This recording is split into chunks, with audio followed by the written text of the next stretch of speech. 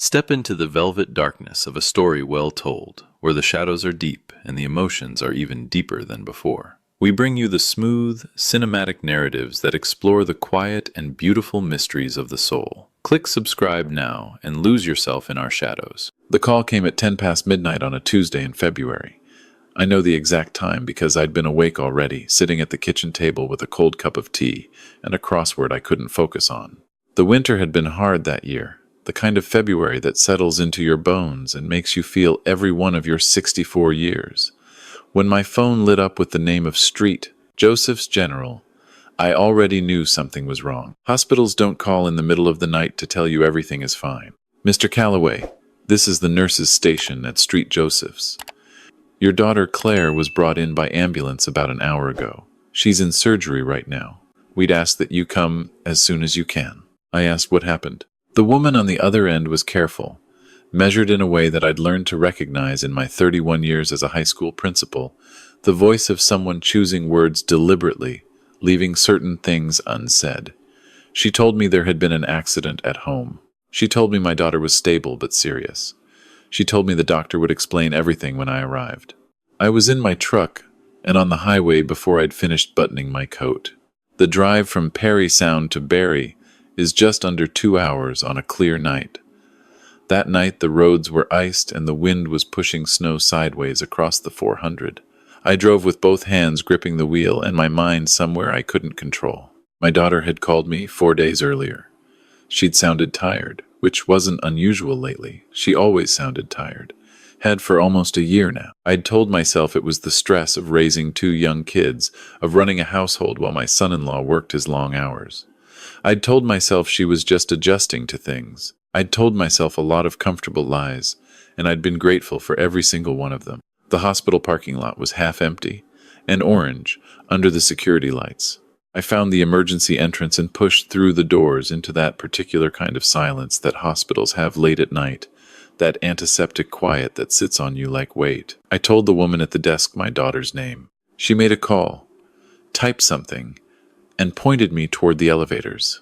My son-in-law was already there. He was sitting in the surgical waiting room in a chair near the window, wearing a down jacket still half-zipped, like he'd dressed quickly. He stood when he saw me, and I noticed his eyes were dry. Red around the rims, but dry. He held out his hand, and I shook it because I didn't know what else to do. "What happened?" I asked. He said she'd fallen. He said she'd been coming downstairs in the dark and had lost her footing somewhere near the top. He said when he found her at the bottom, she was already unconscious, that he'd called 911 right away, that the paramedics had been there within 8 minutes. He told me this with his hands in his jacket pockets and his eyes somewhere behind my shoulder, and everything he said was factually plausible, and none of it felt true. I sat down 3 chairs away from him. We didn't speak for a long time. A doctor came out around 2 in the morning. He was older, maybe 60, with a wide forehead and reading glasses pushed up on top of his head. He introduced himself as Dr. Marlowe and told us my daughter had sustained a serious head injury and 2 fractured ribs, but that she was out of immediate danger and resting in recovery. He said she was unconscious but stable, and that we could see her in a few hours when she'd been moved to a room. My son-in-law asked questions. What was the recovery timeline? When could she come home? Would there be lasting effects? He asked them calmly and in a reasonable order, the way you might ask questions about a renovation project that had gone slightly sideways. I watched Dr. Marlowe while my son-in-law spoke. The doctor answered everything directly, but there was something in his posture, a small, careful tension, the kind that comes from someone who is deciding something while also appearing not to decide anything. "Mr. Calloway," he said, looking at me, "could I have a brief word with you? Just some background on Claire's medical history that might help us with her care going forward." My son-in-law said he could answer those questions. He said he was Claire's husband and that he knew her medical history completely. Dr. Marlowe looked at him with a neutrality that was almost its own form of answer. "I appreciate that. I'd like to speak with her father for just a moment. It won't take long." We walked down a corridor that seemed to get quieter with each step. Dr. Marlowe opened the door to a small consultation room and gestured me inside. He closed the door behind him and did not sit down. He stood near the window with his arms at his sides, and his face arranged into something very serious. "I'm going to ask you something, and I need an honest answer," he said. I told him to go ahead. "Has your daughter ever mentioned feeling unsafe at home?" The question hit me in a place I wasn't prepared for. I said I didn't know. I said she'd seemed tired lately, a little withdrawn. I said she'd stopped coming to Sunday dinners as often. Dr. Marlowe nodded slowly.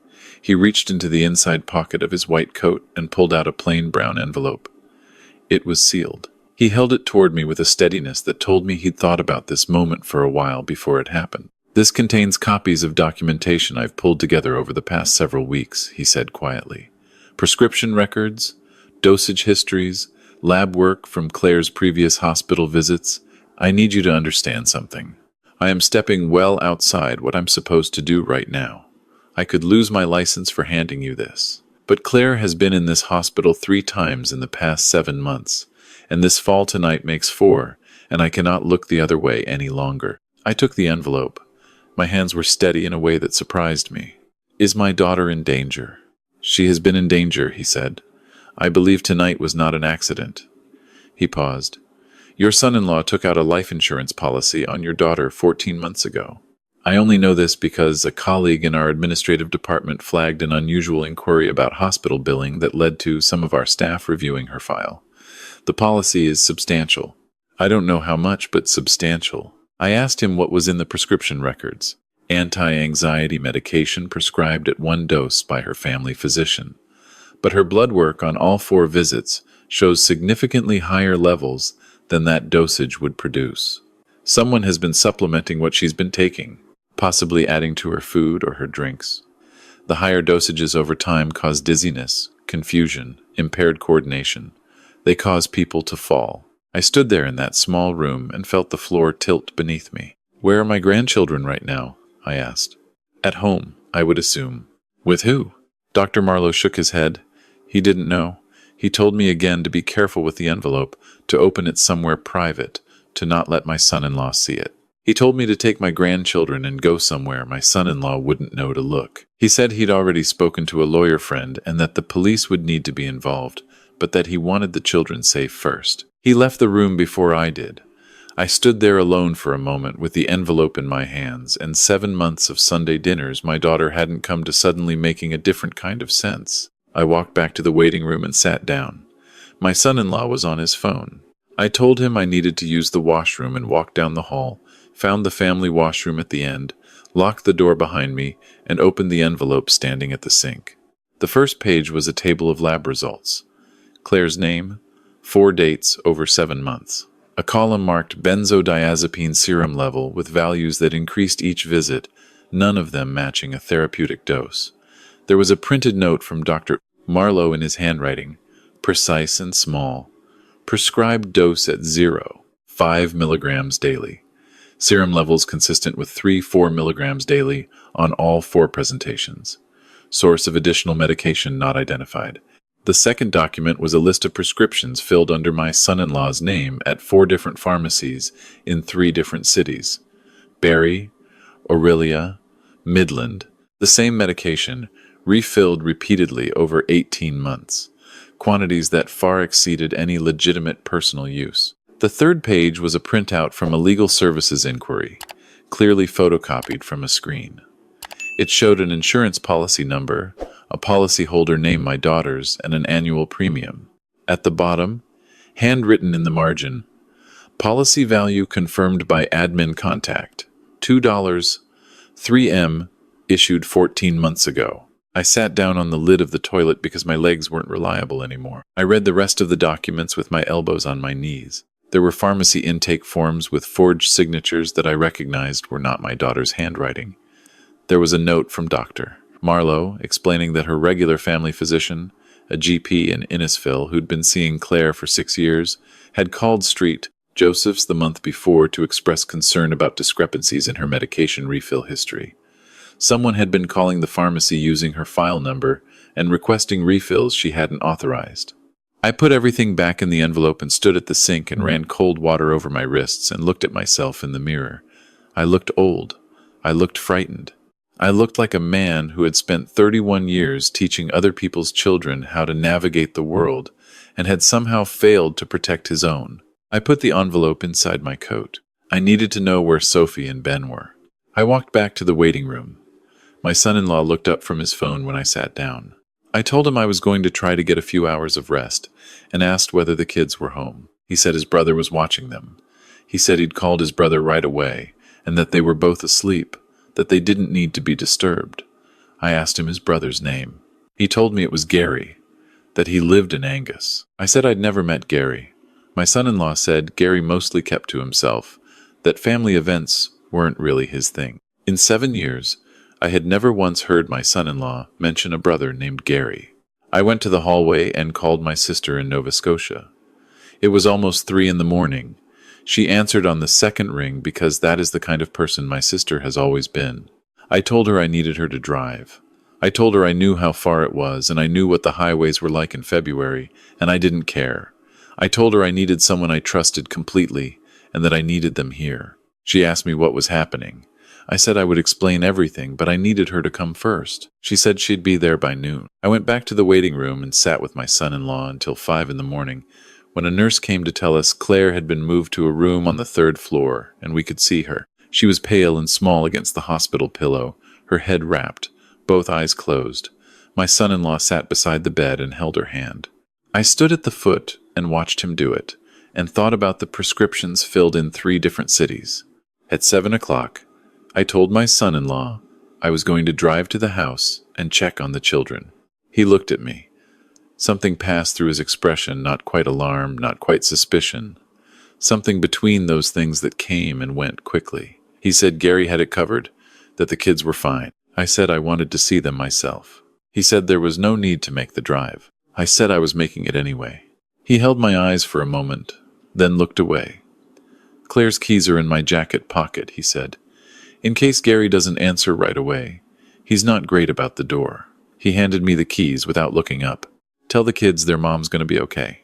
The house was 40 minutes south, a 2-story brick colonial on a crescent, off a secondary road outside Innisfil. My daughter had been so proud of it when they'd bought it, had taken me on a full tour the first weekend they moved in, showing me the garden she was going to plant and the kitchen she was going to renovate. I hadn't been inside in 4 months. I parked in the driveway and sat in my truck for a moment. There was a car I didn't recognize at the curb, a gray Honda Civic with Simcoe County plates. I made a note of the plate number in my phone. I knocked on the front door. Nothing. I knocked again. After a long pause, the door opened, and a man in his 30s looked out at me. Average height, a jaw that needed shaving, eyes that assessed me with a quick professional blankness that I did not like. I told him I was Claire's father. I said I'd come to check on the children. He said they were fine, that they were sleeping, that they didn't need to be woken up. His voice was flat, and he kept his body in the doorframe, not stepping aside. I showed him the house keys. There was a pause. Then he stepped back. I went upstairs. My grandchildren were in Sophie's room, both of them awake, sitting on the bed watching something on a tablet with the volume very low. Sophie looked up when I pushed the door open, and I saw relief move across her face in a way that no 9-year-old should have to feel. "Grandpa," she said. I sat on the edge of the bed and pulled them both close. Ben pressed his face into my shoulder. I asked them if they were okay. Sophie said they were okay, but that the man downstairs had told them to stay in the room and not come down for anything. She said he'd been there since about 1 a.m. She said she didn't know who he was. I told them to put their shoes on. Sophie asked about her mother. I told her their mother was at the hospital with the doctors taking very good care of her, and that they were going to come with me for a few days. I told them to put their backpacks on the bed, and each put in the things that mattered most to them. I kept my voice very calm. While they packed, I went to the master bedroom. I opened my daughter's nightstand drawer, looking for her health card and identification documents. I found the health card. I found her passport. I found a small notebook underneath her handwriting. Black pen. Entries that went back almost a year. I read 4 pages standing there. Dropped my coffee mug again this morning. My hands were shaking so badly.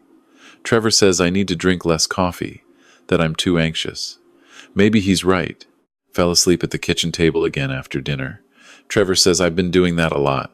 I don't remember doing it before.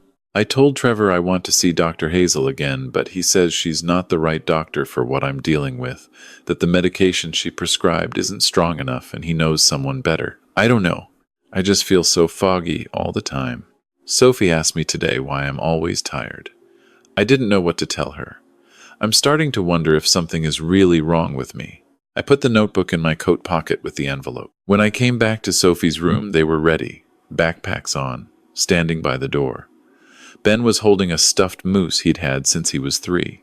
I took them downstairs. The man in the kitchen looked at us, and I looked back at him, and I said, "I'm taking the children with me. If you have a problem with that, you're welcome to call your brother." He didn't stop us. I put the kids in the truck and backed out of the driveway. My sister had texted from somewhere outside Sudbury. I told her to meet me at the Tim Hortons on Dunlop in Barrie. I drove north with Sophie and Ben in the back seat. Ben fell asleep within 20 minutes. Sophie stayed awake and watched the trees going past and didn't ask me any questions that I couldn't answer. She was a quiet child. Had always been a quiet child, the kind of quiet that absorbs more than it lets out. I was grateful for that right then. My sister was already at a corner table when we arrived, a large coffee in each hand. She took one look at my face and set down both cups and didn't ask any questions she didn't need to yet. She took Sophie and Ben to order hot chocolates and let me sit alone for 10 minutes. I read the documents again, all of them. When my sister came back, I handed her the envelope. She read without speaking, her coffee cooling in front of her. Sophie and Ben were at a table by the window, Sophie helping Ben with the wooden puzzle that lived permanently in her backpack. My sister got to the last page, refolded everything, and put it back in the envelope. "Trevor did this," she said. "I believe so. Have you called the police?" "Not yet." "David," she said. "I know." I picked up my coffee. "I needed the children first." She nodded. She understood that. I called 911 from the parking lot while my sister sat with the kids. The dispatcher transferred me to a non-emergency line, and then to a constable, who transferred me to a detective, and by the time I was talking to someone who could actually receive what I was saying, an hour had passed. Her name was Detective Karen Willett, and she was with the Ontario Provincial Police Detachment in Barrie, and she listened without interrupting, while I told her everything from the midnight phone call to the notebook to the man with the flat eyes sitting in my daughter's kitchen. She told me to stay where I was. She said she'd send someone. 2 officers arrived at 45 minutes. They sat with me at a table in the back, while my sister took Sophie and Ben to look at the display of travel mugs by the front door. I gave them the envelope and the notebook. One officer, young, wrote everything down with a careful hand.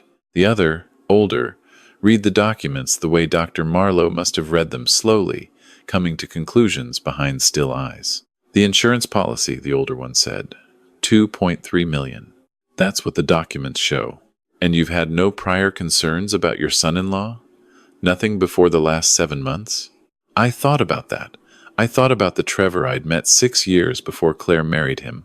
Pleasant, funny, competent, in a way that always read as slightly performed. I thought about how he'd always answered questions that had been directed at my daughter. I thought about how the calls from Claire had gradually become less frequent and always shorter, how she'd started saying things like, "Trevor thinks," and Trevor says in a way that didn't sound like agreement so much as instruction. "I thought I was just being a difficult father-in-law," I said. The older officer looked at me. He had the kind of face that had seen enough of the world not to be surprised by it. "You're not wrong to have had concerns," he said.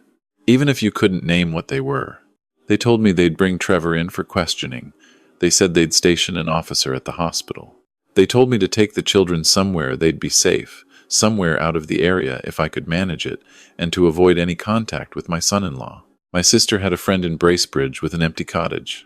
That's where we went. Trevor was brought in for questioning that afternoon. He asked for a lawyer within the first 5 minutes and didn't say another word after that. Detective Willett called me that evening to tell me that a warrant had been obtained to search the house and his truck. She said they'd found 2 more bottles of the medication, one hidden in a gym bag in the garage, and one in a locked box in his home office. She said they'd found the original insurance policy documents and discovered a second policy I hadn't known about, one he'd tried to take out 8 months earlier that the insurance company had declined. She said she didn't know yet whether Gary, the man at the house, was formally connected or just a favor, but that they'd spoken to him. Then she told me the other part. Trevor had been married before, not to my daughter before. 7 years before he'd met Claire. His first wife had died in a boating accident on Georgian Bay. It had been ruled accidental. She had drowned. Her family had always believed someone had been with her on the water that day. Her sister had made a statement at the time that the investigating officer had noted but not pursued. The insurance payout from that marriage had been just over $1 million. I sat in the cottage while my grandchildren slept in the next room and the ice creaked on the lake outside, and I thought about my daughter in her hospital bed and the phone calls that had gotten shorter over the years and the Sunday dinners she'd stopped coming to, and I thought about a woman on Georgian Bay who'd gone out on the water and not come back, and I understood that some people walk through the world looking exactly like the people around them and are something else entirely underneath. I drove to the hospital the next morning without calling ahead. Claire was awake. She was propped up against the pillows, her color still wrong, a line of stitches along her hairline. She looked at me when I came in, and her expression was careful in a way that hurt to see. She asked me where the children were. I told her they were safe, that they were with my sister in Bracebridge. She asked me what had happened, why they weren't home. I sat in the chair beside the bed. I told her calmly that I needed to tell her some things, and that I needed her to hear all of them before she responded to any of them. I told her about the phone call from Dr. Marlowe. I told her about the envelope and what was in it. I told her about the prescriptions filled in 3 different cities, and the medication levels in her blood work, and the $2.3 million insurance policy. She was quiet through all of it. Her face went through things I didn't have words for. Then she said, "You've never trusted him." I told her that was true, and that I was sorry for any times that had made things harder for her. She said, "You're telling me all this because you want me to leave him." I said I was telling her because Trevor had been putting medication into something she was eating or drinking every single day, and that her body showed the evidence of it, and that the police had the documentation. She turned toward the window. I watched her breathe. "He's always been so good with Sophie and Ben," she said. It came out quietly, like something she was testing whether she believed. I didn't say anything. "I thought I was losing my mind," she said after a while. "I thought I was developing some kind of neurological problem. I started thinking maybe it ran in the family. Maybe it was something I'd passed on to the children." She pressed the back of her hand against her mouth. "He used to make me tea at night. He'd bring it upstairs to me while I was reading. He said it was something to help me sleep." She stopped. I reached out and put my hand over hers. She pulled away from me, and I let her. "I want to see the documents," she said. I came back the following afternoon with copies of everything Detective Willett had cleared me to share. My daughter read through them alone while I waited in the family lounge down the hall. It took her 90 minutes. When I came back, she was looking out the window and her eyes were dry, and she had a stillness about her that reminded me of her as a teenager, the way she used to look after something had settled into a final shape in her mind. "He used my notebook against me," she said. I didn't understand. The entries about forgetting things, losing my balance, feeling confused. He encouraged me to keep a journal. He said it would help me track my symptoms. She looked at her hands. He was building a record that made me look unstable. In case I ever questioned anything. I hadn't thought of it that way. The weight of how carefully it had been built sat on me. "The woman on Georgian Bay," she said. "Does her family know?" "The police have contacted them. It's under review." She nodded. She didn't say anything else for a while. Then she said, "I want to testify. When this goes to trial, I want to be there." I told her she had time before she had to make that decision. She shook her head. "I've already made it." Trevor was formally charged that week. Attempted murder, administering a noxious substance, fraud, possession of property obtained by crime. His lawyer argued the evidence was circumstantial, and that the medication found in the house could have innocent explanations. Dr. Marlowe gave a statement to the police that was thorough and clinical, and left no room for alternate interpretations. The pharmacy records, once subpoenaed through proper channels, confirmed the pattern across 18 months. Detective Willett called me on a Thursday evening 3 weeks after Claire was discharged. "The Georgian Bay case," she said. "The Crown is reviewing it. The sister's original statement, combined with what we've found here, is creating a pattern the prosecutor thinks is prosecutable. It's going to take time, but the family is going to get answers." I stood at my kitchen window looking out at the frozen bay and thought about a woman I'd never met who had gone out on the water one afternoon and trusted the wrong person.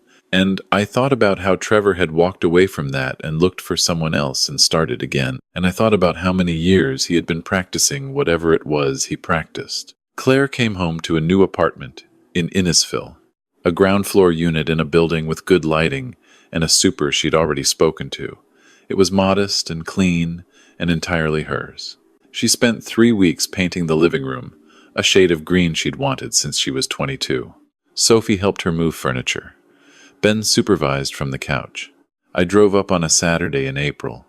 The trees were starting to show the first suggestion of color and the roads were finally clear. When I walked in, the apartment smelled like fresh paint and something roasting in the oven, and Sophie was at the table doing homework with music playing quietly on a Bluetooth speaker. My daughter came out of the kitchen drying her hands on a dish towel.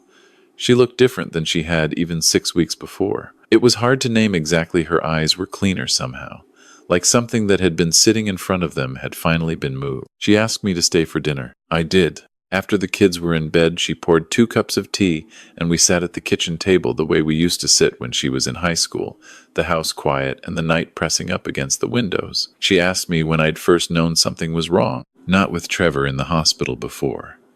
Before all of it. I thought about it honestly. I said there had been a dinner, maybe 3 years ago, where I'd asked her about the book club she used to go to on Thursday nights. She'd said she'd stopped going. She'd said Trevor found it difficult when she was out in the evenings, that it was easier to just be home. And I'd thought, that's a shame, and said something mild, and let it pass. I told myself it was their life and their arrangement, and it wasn't my place. I should have asked more questions, I said. She shook her head. You were respecting my choices. I was taking the easy road. Dad, she said. He was very good at making things look like choices. We sat with that for a while.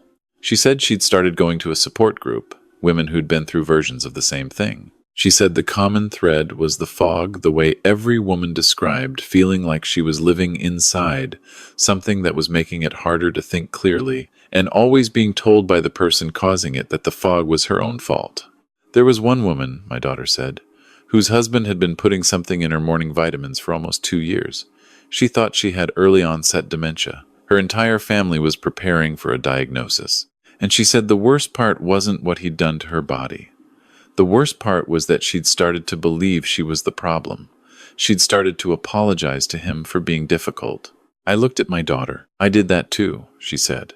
I used to apologize to Trevor for being clumsy, for falling asleep at dinner, for forgetting things. She put her hand flat on the table. I don't apologize for those things anymore. The trial took place in September. The courthouse in Barrie was not what I'd imagined. Quieter, more ordinary, the way important things often are. Trevor sat at the defense table in a navy suit with his hair combed and his face arranged into an expression of patient wrong dignity that I suspected he'd practiced. His lawyer was competent and relentless, and managed to delay proceedings twice with procedural arguments that bought nothing except time. Dr. Marlowe took the stand on the 3rd day. He spoke for just over 2 hours. He was precise and calm and answered every challenge from the defense with the same quiet certainty he'd shown me in that consultation room at 2 a.m. in February. The jury watched him the way people watch someone whose credibility they've already decided to accept. My daughter testified on day 7. She walked to the stand carefully. She was still in physiotherapy for her shoulder, still dealing with some intermittent balance issues the doctors said should resolve over time. She sat down and straightened herself and looked at the gallery for a moment, then at the jury. She spoke for 3 hours. She talked about the night tea, about the vitamins Trevor had switched out, the ones she'd found in his gym bag when she'd been looking for an old receipt 2 years earlier and he'd explained away without pausing, about the Sunday she'd stood at the top of the stairs and her vision had grayed out, and she'd caught the railing just in time and Trevor had appeared from nowhere at the bottom, looking up at her, and she'd thought even then that there was something wrong with the expression on his face, but she hadn't let herself go further with it. I had a small notebook, she said to the jury. I kept it because I thought I was losing my mind, and I wanted to document my symptoms in case I needed to show a doctor. I thought if I could show someone a record of what I was experiencing, someone would be able to help me. She paused. He encouraged me to keep that notebook. He reminded me to write in it. He told me it was a good way to stay on top of my health. She looked at the jury. He was building evidence to make me look unstable. I was keeping the record he needed to have in case I ever stopped trusting him. He was that careful. The courtroom was very quiet. I don't say any of this to ask for sympathy, my daughter said. I say it because I spent 18 months not trusting my own body, not trusting my own memory, not trusting my own mind, because a person I trusted was making sure I wouldn't. If that's useful to someone, if someone on that jury or somewhere beyond it recognizes what I'm describing, then it's worth saying. The jury took 4 days. Trevor was found guilty on all counts. The judge sentenced him to 22 years without eligibility for parole. When they let him out, he didn't look at my daughter. He didn't look at me. He looked at the floor in front of him, expressionless, with the same performance of calm he'd maintained throughout, right up until there was no audience left for it to matter. The Georgian Bay case was set for preliminary hearings the following spring. The first wife's sister had driven down from Owen Sound for the verdict.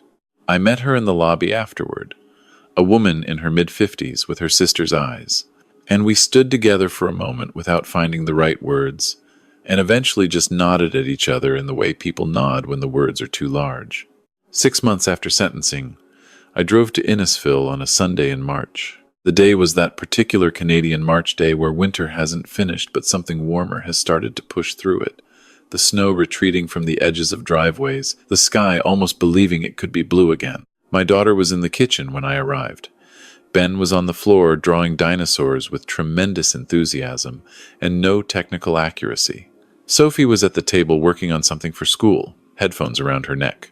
It was loud in the easy way that houses with children are loud, a kind of noise that has no concern for itself. My daughter handed me a coffee and we stood at the counter and talked about nothing in particular for a while, about Sophie's hockey season, and the leak under the bathroom sink she'd fixed herself and the seedlings she was starting in the window.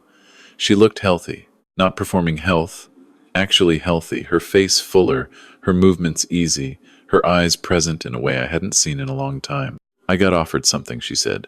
A victim services organization based in Toronto was looking for an outreach coordinator for Northern Ontario, someone who could speak to community workers, to school counselors, to medical staff in smaller centers about identifying coercive control and medical abuse in relationships. Someone who understood it not abstractly, but specifically. I asked her how she felt about it. Terrified, she said, but the kind of terrified that means it's the right thing. She leaned against the counter. There are so many people who don't know what to look for. I didn't know what to look for. The doctors who saw me 4 times didn't know what to look for except Dr. Marlowe, and we got lucky that it was Dr. Marlowe. She shook her head. I don't want people to need to get that lucky. We had dinner around 5, the 4 of us at a table that was slightly too small for the amount of conversation happening around it. Sophie told a story about something that happened at school, with the exaggerated escalation of a natural storyteller. Ben knocked over his juice and accepted the resulting cleanup with philosophical calm. After dinner, while the kids were doing the dishes with an argument about who was washing and who was drying, my daughter and I sat in the living room with the last of the light coming through the west window. She said, "You could have ignored it." I looked at her. "The envelope," she said. "Dr. Marlowe handed it to you, but you still could have decided it was too complicated, that it was none of your business. That maybe you were just the difficult father-in-law reading too much into things."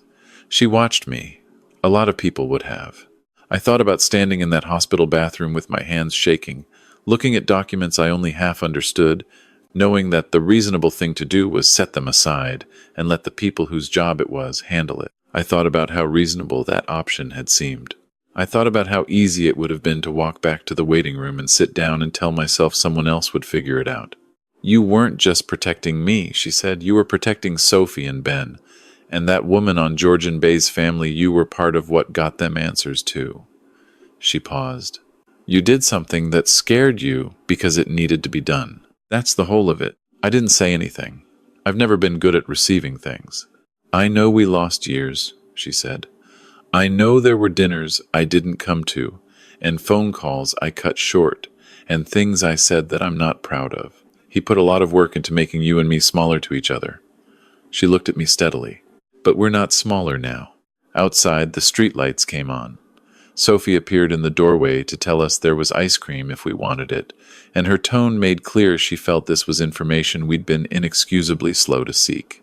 Ben appeared behind her, holding 2 spoons with the air of someone who has come prepared. We got up and went to the kitchen. That night, driving home on the 400 with the stars hard and clear over the northern Ontario dark, I thought about Dr. Marlowe handing me that envelope in a small room in a quiet hospital in the middle of a February night, and about the weight of it in my hands, and about all the things that came after. I thought about my daughter's face when she finally told me she wanted to testify, not frightened, not uncertain, just decided. I thought about Sophie asking me, the night we left, whether her mother was going to be okay, and how I'd said yes before I'd known for certain it was true. You learn something at 64 about the things you should have done sooner and the things you did in time. They sit in you differently. The ones you did in time don't settle exactly like peace. They're more complicated than peace, worn through with everything you know about how close they came to not happening. But they're solid. They hold. My phone lit up on the seat beside me. A text from my daughter. A photograph of Sophie and Ben on the couch, both asleep.